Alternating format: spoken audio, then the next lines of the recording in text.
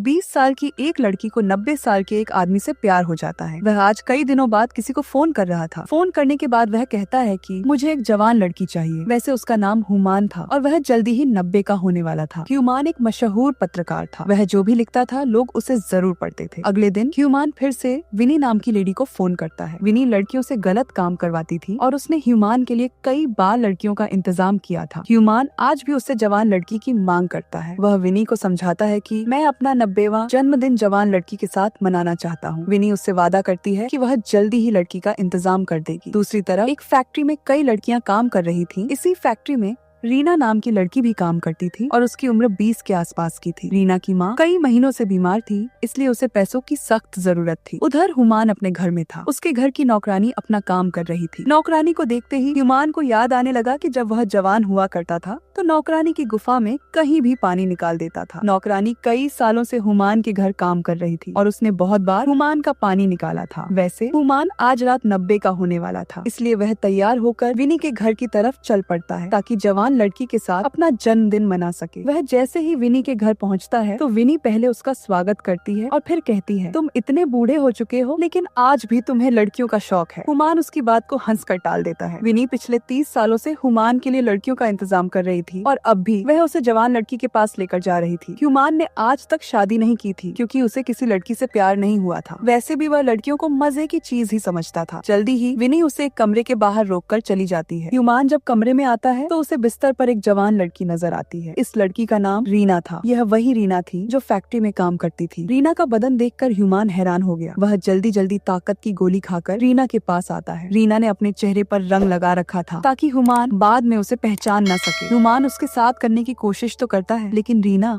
उसके लिए तैयार नहीं थी। हुमान भी उसके साथ कोई जबरदस्ती नहीं करता, इसलिए काफी कोशिशों के बाद वह चुपचाप सो जाता है। अगली सुबह हुमान रीना के पास पैसे रखता है और फिर चुपचाप वहाँ से चला जाता है। रीना को पैसों की सख्त जरूरत थी, इसीलिए वह यहाँ आई थी। कुछ देर बाद हुमान अपने ऑफिस में था। यहाँ उसके वर्कर उसे जन्मदिन की बधाई देते हैं। सभी ने केक का इंतजाम भी कर रखा था। केक काटने के बाद सभी पार्टी भी करते हैं। दूसरी तरफ रीना बाजार में घूम रही थी और इसी बीच हुमान भी बाहर निकल आता है। वह अपने घर की तरफ जा रहा था। रीना जैसे ही उसे देखती है तो वह पीछे ही रुक जाती है। पीछे रुककर वह ध्यान से उसे देखती है। हुमान को रास्ते में कुछ दोस्त मिल गए थे, इसलिए वो रुककर उनसे बातें करने लगा था। वो जिस तरह से बात कर रहा था उस चीज ने रीना का ध्यान खींच लिया था। कुछ देर बाद जैसे ही वो मान घर पहुंचता है तो उसे विनी का फोन आता है। विनी उसे बताती है कि कल जिस लड़की का इंतजाम किया था वो एक बार फिर तुमसे मिलना चाहती है। उसकी बात सुनकर हुमान हैरान हो गया। वो उस लड़की यानी रीना से मिलना नहीं चाहता था। उसे लगा कि रीना उसका मजाक उड़ाएगी क्योंकि वो उसके साथ कुछ नहीं कर पाया था, इसलिए वह रीना से मिलने से मना कर देता है। विनी उसे सोचने का समय देती है और फिर फोन काट देती है। अगले दिन हुमान जब बाहर घूम रहा था तो रीना उसे फिर से देख लेती है। वो एक बार फिर से उसका पीछा करने लगी क्योंकि उसे हुमान पसंद आने लगा था। काफी देर पीछा करने के बाद वो एक ब्रेसलेट उसके पास फेंक कर भाग जाती है। कुछ ही देर बाद जब हुमान घर पहुंचता है तो उसे फिर से विनी का फोन आता है। विनी उससे पूछती है, क्या तुम अब भी लड़की से मिलना नहीं चाहते? इस बार हुमान पहले कुछ सोचता है और फिर लड़की से मिलने के लिए तैयार हो जाता है। रात होते ही रीना हुमान के पास थी। हुमान उसके बदन को देखने लगता है जबकि रीना आराम से बिस्तर पर सो रही थी। रीना की मासूमियत ने हुमान का दिल जीत लिया था, इसलिए उसे रीना से प्यार हो गया था। हुमान इस बार भी उसके साथ कुछ नहीं करता बल्कि सुबह होते ही वहाँ से चला जाता है। जब वह घर आकर काम करने लगा तो उसे अपने आसपास रीना ही नजर आने लगती है। थोड़ी देर बाद विनी उसे फोन कर कहती है, लड़की ने मुझे बताया कि तुमने उसके साथ कुछ भी नहीं किया। अगर तुम्हें वह पसंद नहीं तो मैं दूसरी लड़की का इंतजाम कर देती हूँ। हुमान उसे बताता है, मुझे यह लड़की पसंद है और मैं जल्दी ही उसकी गुफा में धमाके करूंगा। रात होते ही हुमान फिर से रीना के पास पहुँच गया। वो पहले उसे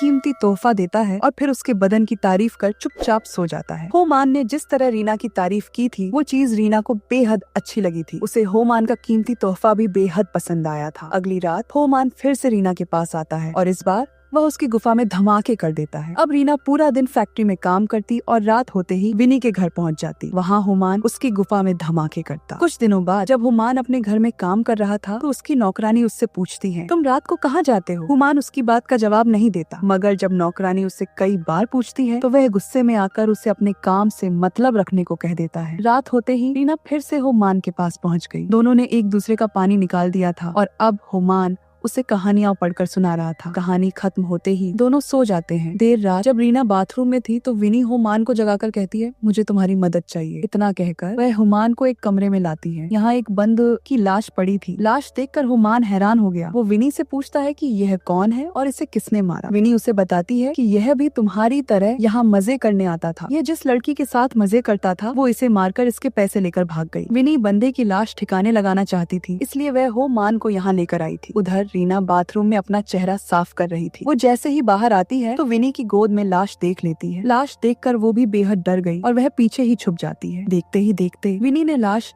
एक बंदे को सौंप दी जो लाश को दूर फेंकने वाला था। रीना यह सब देखकर विनी और हुमान को कातिल समझ लेती है। उसे लगा कि वे दोनों उसे भी मार सकते हैं, इसलिए वह डरकर वहाँ से भाग जाती है। हुमान जब कमरे में आता है तो उसे रीना नहीं मिलती। वो उसे कई बार पुकारता है लेकिन वो तो पहले ही भाग चुकी थी। अब कहानी कई दिनों बाद शुरू होती है। रीना कई दिनों से हुमान के पास नहीं आई थी, इसलिए हुमान उसे शहर में ढूंढने लगा था। शहर में उसे कई बार रीना का वहम भी हुआ, लेकिन कई कोशिशों के बाद भी उसे रीना नहीं मिलती। वो पूरा दिन रीना के बारे में ही सोचता रहता। वो जब भी आंखें बंद करता तो उसके सामने रीना आ जाती। वो साला पूरी तरह रीना के लिए पागल हो गया था और उसे हर हाल में पाना चाहता था। विनी पुलिस के डर से भाग गई थी, इसलिए हुमान को रीना के बारे में कुछ भी पता नहीं चल रहा था। रीना को ढूंढते ढूंढते वो फैक्ट्री में भी पहुंच गया। फैक्ट्री में रीना तो मौजूद थी, लेकिन हुमान उसे पहचान नहीं पाया था। हुमान ने अपनी तरफ से पूरी कोशिश की थी, लेकिन फिर भी उसकी सारी कोशिशें रीना को ढूंढ नहीं पाई। इसी बीच उसे पता चल जाता है कि विनी कहाँ छुपी हुई है। वो उसके पास जाकर उससे रीना के बारे में पूछता है। विनी उसे रीना के बारे में कुछ नहीं बताती, बल्कि उसे सही समय आने का इंतजार करने को कहती है। दूसरी तरफ रीना भी हुमान से मिलना चाहती थी। वो भी उससे प्यार करती थी, लेकिन हालातों के कारण उससे मिलना नहीं चाहती थी। ऐसे ही एक दिन हुमान के घर एक खत आता है। खत में उसे विनी के घर आने को कहा गया था। रात होते ही वह तैयार होकर विनी के उसी घर में पहुँच जाता है। यहाँ वह रीना से मिलने की उम्मीद करता है, लेकिन जब बिस्तर पर वो कोई दूसरी लड़की देखता है तो साले का दिमाग खराब हो जाता है। वो गुस्से में आकर तोड़फोड़ शुरू कर देता है और उसका शोर सुनकर विनी उसके पास आती है। वो पहले उसे रोकती है और फिर उसे बताती है कि रीना की माँ ने उसकी शादी कर दी। विनी की बात सुनकर वह हैरान हो गया। वो भी रीना से शादी करना चाहता था, लेकिन शायद